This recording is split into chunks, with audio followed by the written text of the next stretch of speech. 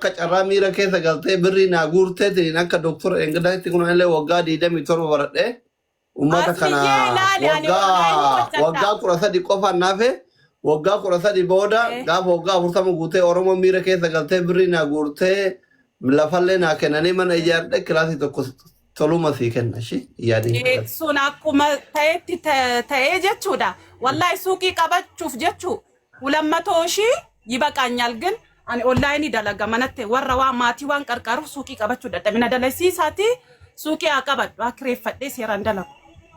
sponsora taafi please obboleewwan hin qabdu ina namni tokko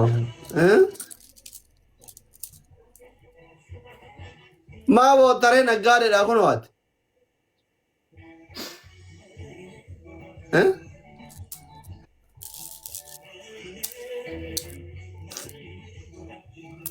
akkol Itoophiyaatu wallahi family support goani hundi keessan raajiyadha hundi keessan raajiyadha please uffata aadaa raajiyadha hundi keessan bakka gargaaru lee boottan raajiyadha hundi keessan follow goraani video si repost qoraafi rumaajiyadha birri makkeessan raajiyadha dalagattee ufaaji jirtu wallahi warri biyya alaa jirta hundi keessan kanuma barbaadan naggaadeen fa darzaanan naggaadeen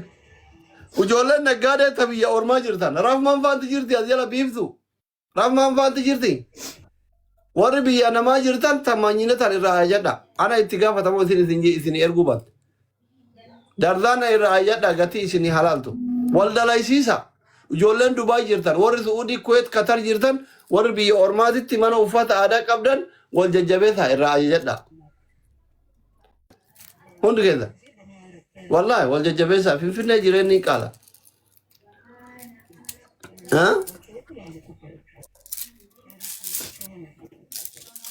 أشي